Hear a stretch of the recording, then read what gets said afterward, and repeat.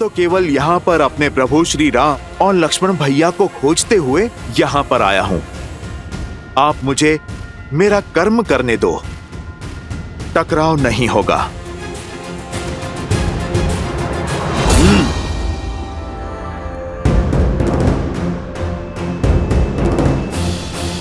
मुझे तुम्हारे बड़बोले होने से कोई समस्या नहीं। समस्या तो यह है कि तुम्हारा कर्म मेरे कर्म के मार्ग में आ रहा है। मैं इस लोक का राक्षस हूँ, महाराज अहिरावण और महिरावण का विश्वास पात्र हूँ, और मुझे आदेश है कि मैं किसी को भी भीतर ना जाने दूं। फिर तो सच में समस्या है और मुझे भीतर जाना ही है। यदि तुम्हें मंशा पूर्ण करनी है तो मुझे युद्ध में परास्त करना होगा। अवश्य करता हूं, किंतु मैं किसी माता पिता से उनकी संतान नहीं छीन सकता। राम काज के पथ में रोड़ा मत बनो बालक, हटो मेरे मार्ग से।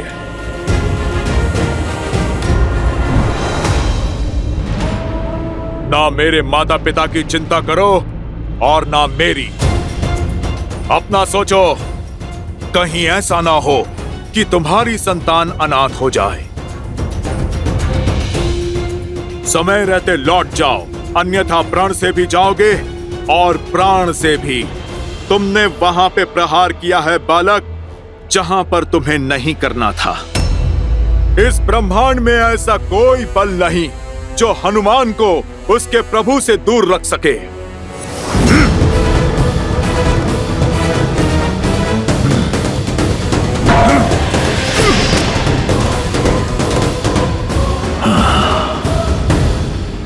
दिखने में एक समान और स्वभाव में बिल्कुल भिन्न, कौन है ये जिसने आपके अंश अवतार महाबली हनुमान को पीछे ढकेल दिया?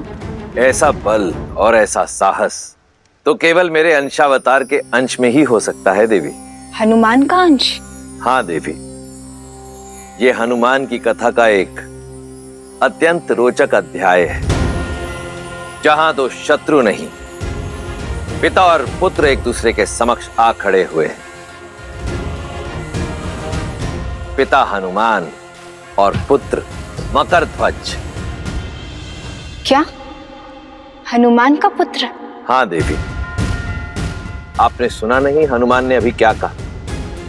उन्हें ऐसा प्रतीत हुआ जैसे वो दर्पण देख रहे और व्यक्ति का वास्तविक प्रतिबिंब दर्पण उसकी संतान ही होती है।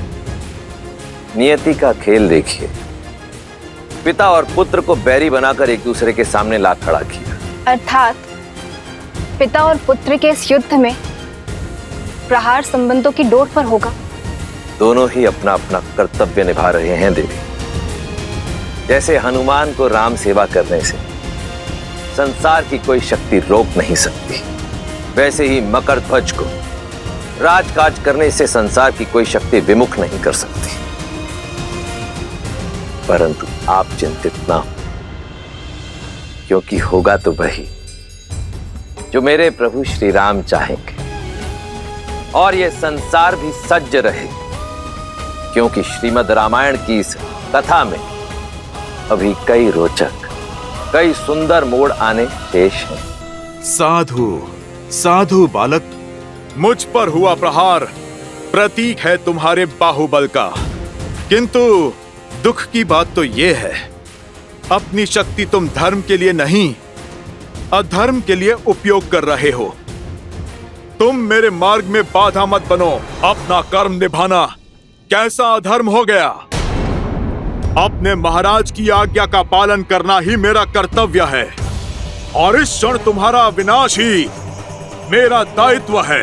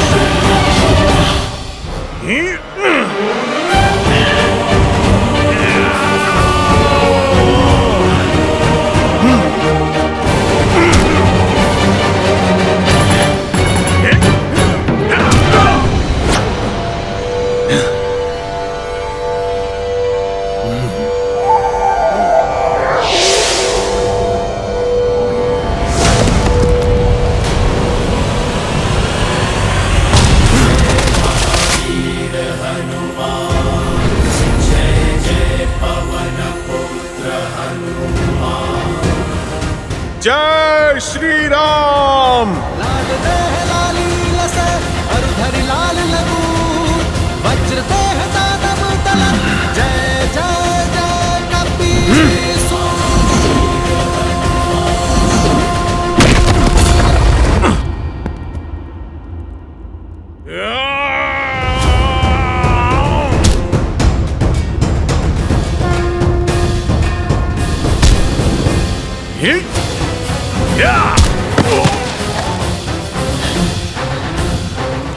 आज तक मैं जितने योद्धा से लड़ा, तुम सबसे श्रेष्ठ और उत्तम हो बालक।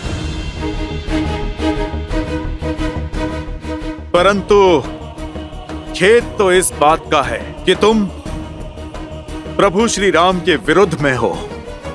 इसीलिए तुम्हारा अंत निश्चित है। किंतु तुम्हारा अंत करने से पूर्व उस वीर पिता का नाम जानना चाहता हूं जिन्होंने ऐसे शूरवीर को जन्म दिया। बताओ, किसके पुत्र हो तुम? आप मुझ पर प्रहार कीजिए मुझ पर। यदि मैंने अपने पिता का नाम बता दिया तो आप मुझ पर प्रहार नहीं कर पाएंगे। अब तो मैं जान कर ही रहूंगा। बताओ, कौन है तुम्हारे पिता?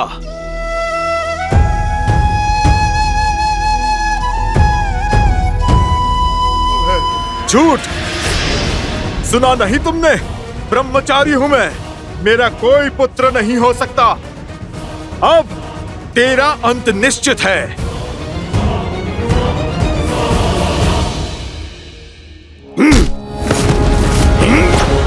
अब सत्य बताओ मुझे, कौन हो तुम? कौन है तुम्हारे पिता? और क्या कारण है इस झूठ का? सत्य यही है कि आप ही मेरे पिता हैं और मैं आपका पुत्र मकरध्वज।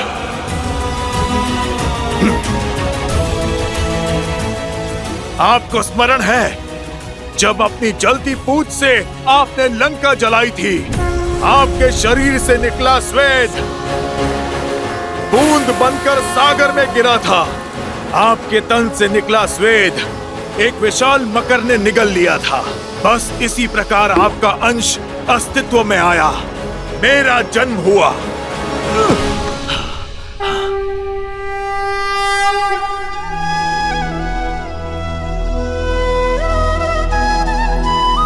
ये बल, ये बुद्धि और पिता को पहचान कर फिर ना प्रहार करने का विनय। तुम सच में मेरे ही पुत्र हो। जब पिता पुत्र से मिलता है तो आशीर्वाद मिलता है। मैंने तो तुम पर प्रहार किया, अब तुम तो इतने बली हो, मैं तुम्हें क्या आशीर्वाद दूं? चलो पुत्र, तुम जुट जाओ प्रभु श्री राम और लक्ष्मण भैया की खोज में, अहिरावण और महिरावण की माया के तोड़ में। क्षमा पिताश्री, मैं पुत्र आप ही का हूं।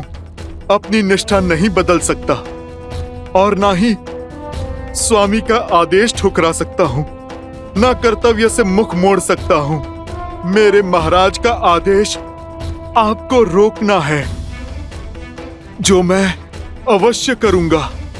आपका पुत्र संबंध के लिए अपने दायित्व की बलि नहीं चढ़ने देगा। इसीलिए आप मेरी विनती मानिए और बिना मुझे धर्म संकट में ढकेले आप लौट जाइए। धन्यवाद। आज पुत्र ने मुझे स्मरण करा दिया कि कर्तव्य के मार्ग में नहीं रुकना चाहिए। इस भक्त के लिए अपने भगवान की सेवा से बड़ा ना कोई धर्म है और ना कोई कर्म। और यदि राम काज के लिए मुझे तुमसे होकर भी जाना पड़ा तो मैं पीछे नहीं हटूंगा। पीछे तो मैं भी नहीं हटूंगा पिताश्री। जो मैं करने जा रहा हूं उसके लिए मैं आपसे क्षमा चाहता हूं। और मैं भी पुत्र।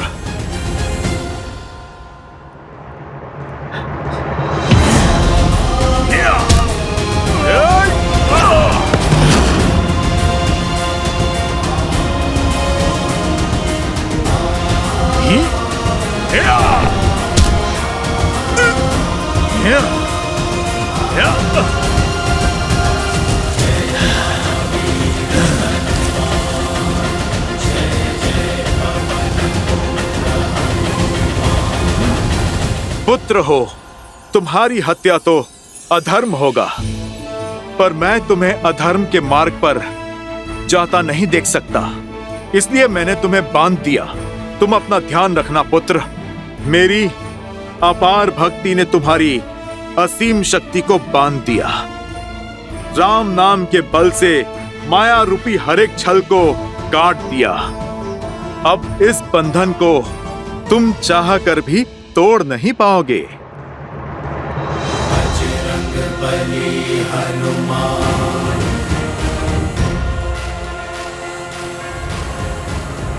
तुम्हारा नाम क्या है पुत्र? मकरध्वज। मैं तुम्हें विजय का आशीर्वाद नहीं, मार्ग देता हूं। कर्म का पद सदा धर्म संगत होना चाहिए, क्योंकि अधर्म के लिए उठाया गया पग दंड का भागी होता है। ईश्वर तुम्हें सद्बुद्धि दे। जय हनुमान ज्ञान गुण सागर, जय कपीस तिहु लोक उजागर, रामदूत जय श्री राम। पुत्र पवन सुत नामा।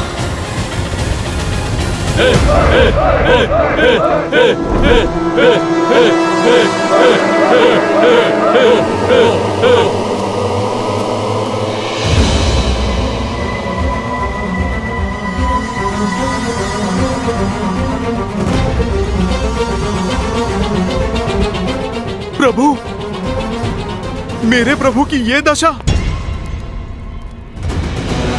हे पाताल भैरवी माता, बहुत समय बाद आपको नर बलि चढ़ाने का अवसर मिला है और आज आपको प्रसन्न करने के लिए दो बहुत विशेष बल और बुद्धि वाले नरों को चुना है हमने। ये बलिदान स्वीकार कर हमें आशीर्वाद दीजिए माता।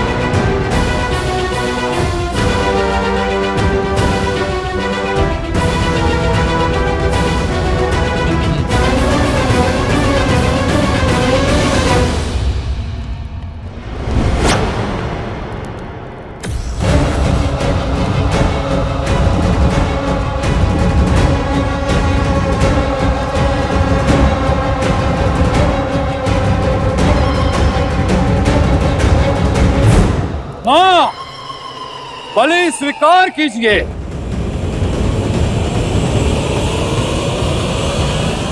रुक जाओ मूर्खों।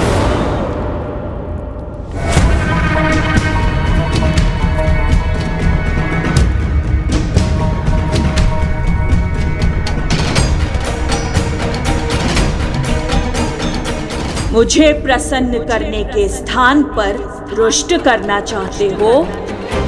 सर्वनाश हो जाएगा तुम सबका। मैं ये बलि स्वीकार नहीं करूंगी। क्या हुआ माता? हमसे कोई भूल हो गई? माँ के मन को समझ न पाना, इससे बड़ी कोई भूल और क्या होगी। हटाओ मेरे सामने से इन्हें और पीछे हट जाओ।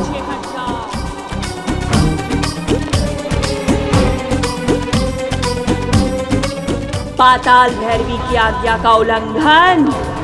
अब पूरे पाताल को भस्म करती हूँ। हाँ हाँ माता, अब शांत रहिए, क्रोध मत कीजिए, हम हटते हैं। क्षमा कीजिए माँ, क्षमा कीजिए।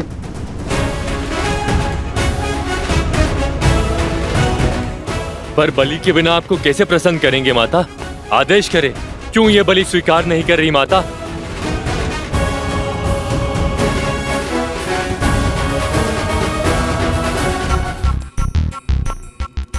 कच्चे मांस का भोग लगाकर अब मन ऊब गया है मेरा। आज पाताल भैरवी का मन कंदमूल और मीठे फल खाने का है। जाओ और धरती से जाकर सबसे स्वादिष्ट फल लेकर आओ।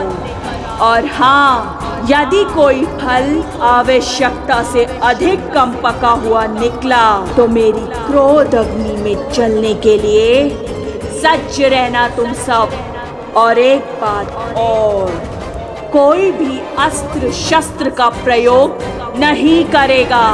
जाओ सब।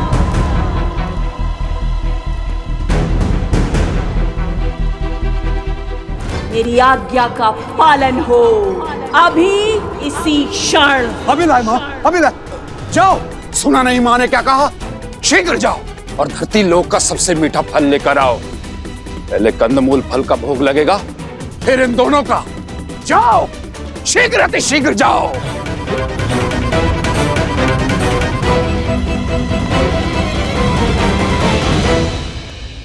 ये दोनों भाई तो अभी भी यहाँ हैं। तुम दोनों अभी भी यही हो? मेरा दिया कार्य सेवकों पर टालकर मुझे रुष्ट कर रहे हो? जाओ। जो आज्ञा माँ, जो आज्ञा।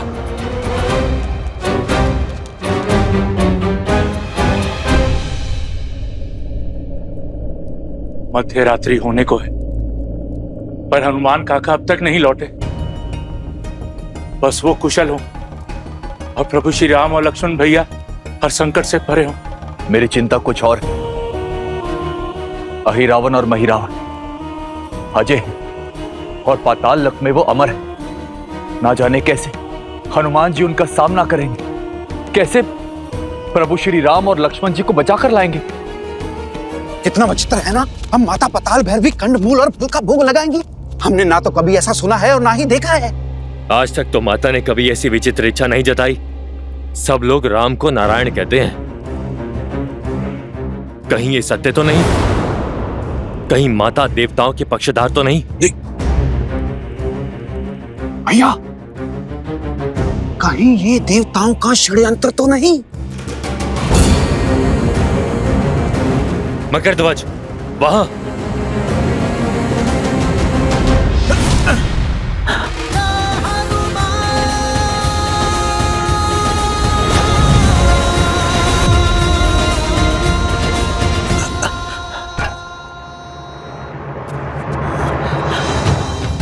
उठिए प्रभु, प्रभु उठिए, देखिए आपका हनुमान आ गया।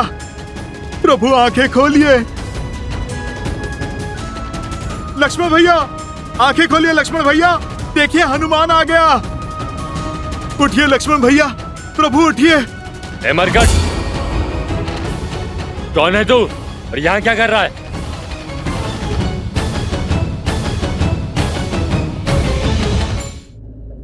मैं तो बस यहाँ से जा रहा था। सुना है नरबली होने वाली है। वो क्या है, मैंने कभी नरबली देखी नहीं ना, बस यूं ही देखने चला आया। और इन लड्डुओं की सुगंध इतनी अच्छी थी ना कि मैं स्वयं को रोक नहीं पाया। थोड़ा सा खा लूं? बातें मत बुझा मरकट।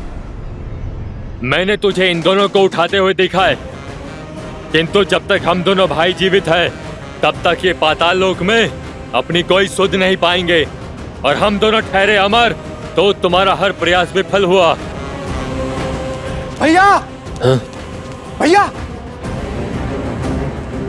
हो ना हो ये सब इसी का किया धरा है।